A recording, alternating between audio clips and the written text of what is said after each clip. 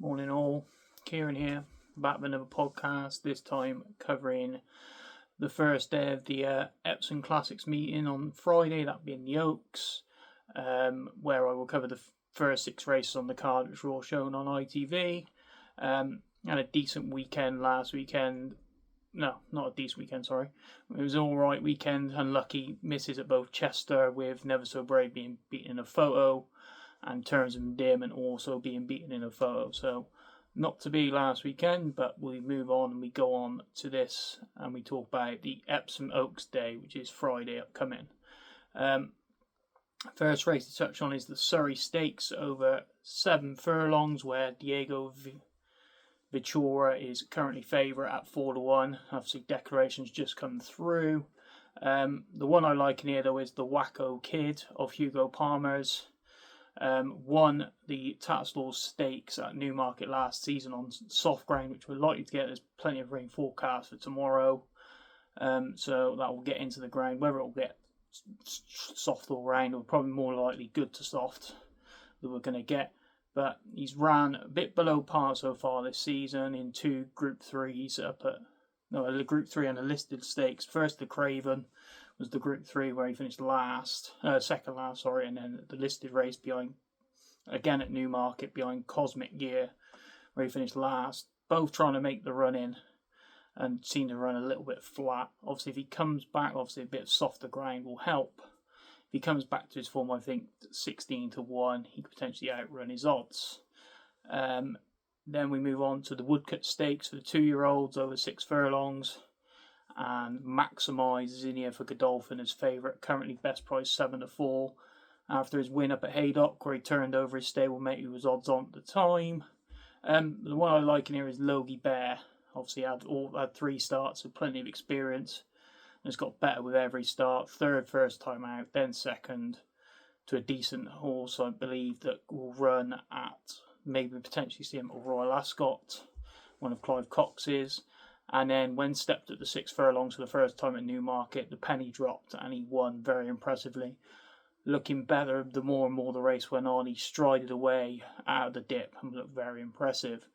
Obviously, there's a lot of unknowns in here. Obviously, most of these horses have run only once, but he's got the form in the book, and I think he could potentially, and now he's won over 6 furlongs, potentially could relish the step up in trip as he did at Newmarket and improve again for this race here at Epsom. So for the Woodcut Stakes, I'd be trying with Logie Bear for Richard Hannon. Now Jamie Spencer will be on board. Hannon's currently got 3 in the race, and I know this doesn't looking at the jockey bookings, this isn't first choice, but Spencer, we know how good a rider he is, whether it's from the front or from the back. So I'm sure we'll give Logie Bear a good ride, and I think we'll get a decent run for our money. Currently best price 14-1.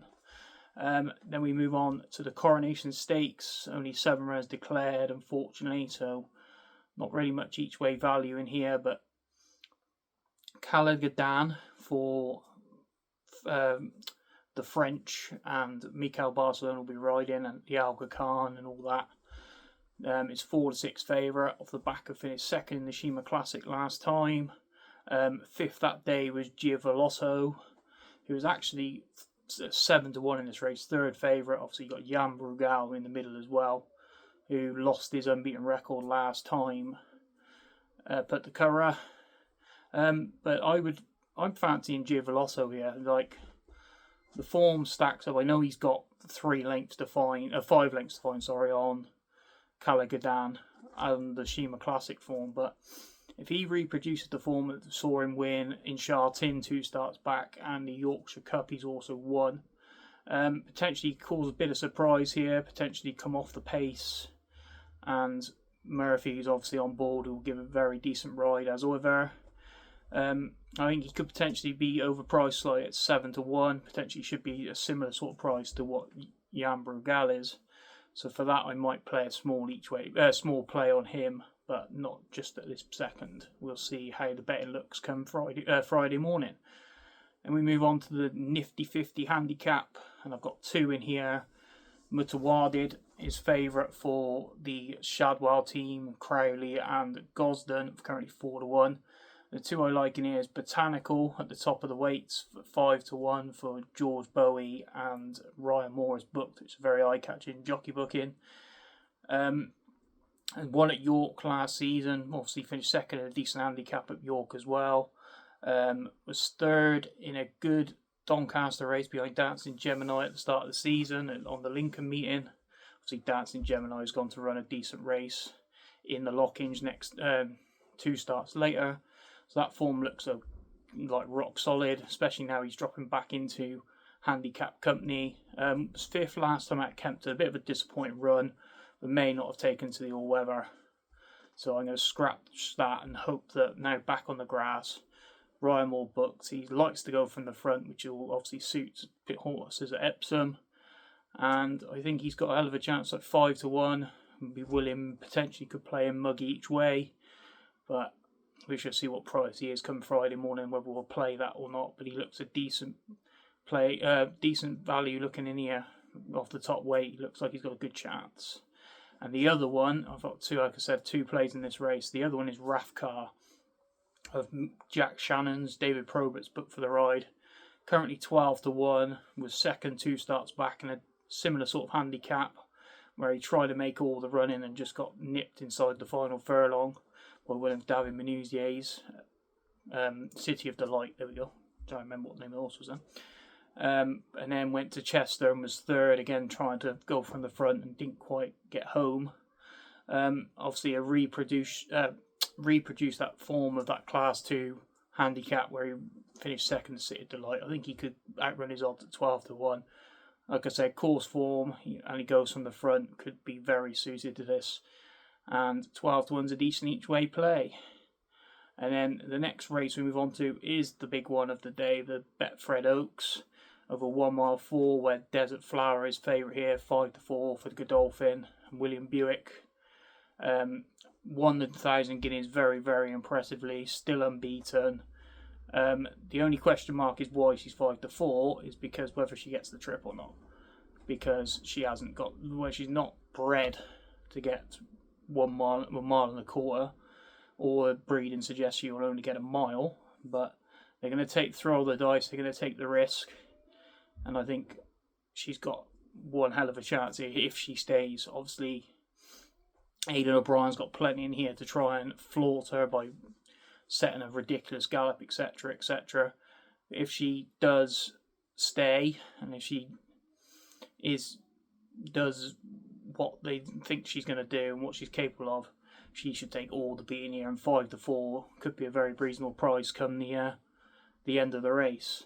The one that I will just stick in there, I mentioned Aidan O'Brien, is Griselle, who I don't think is going to be. I think he's going to be she's going to be like 3rd string.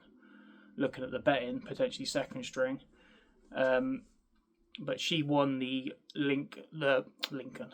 Lingfield Oaks trial, and she's actually the only horse in the race to actually have won over this distance. Which she will stay, whereas there'll be question marks over the rest whether they stay or not. But yeah, if I was going to have a bet now, it would be on Desert Flower. I know it's 5-4, I know it's short, it's not original, but she is definitely the one to beat in the race. And then the last race we move on to is the Trust to Trade Handicap, the over 7 furlongs, and Flight Plan, and 2 tempting of currently joint favourites in here. And I'm just going to side again. I've backed him twice already this season. I'm going to side him again. 2 tempting. Was a decent winning selection for me at Chester when well backed, and won very nicely that day. I also thought he ran decent at Newbury the time before. And another caveat to this is he's won round course and distance because he won this race last year as well.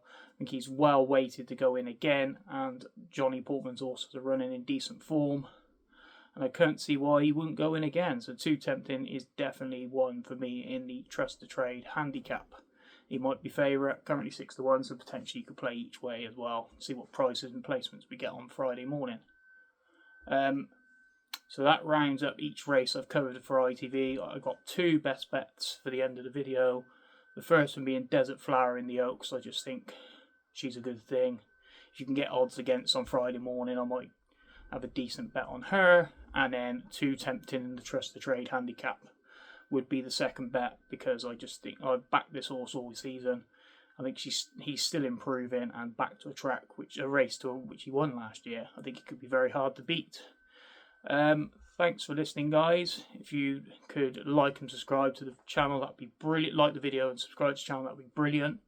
I will hope that we can get a few more views. A decent viewing of the video last week, so hopefully the more and more videos I put out, the more and more content, the more subscribers I will get. I will be back tomorrow night with another video for Derby Day, where I cover the 5 races that ITV are covering, including obviously the big one, the Derby.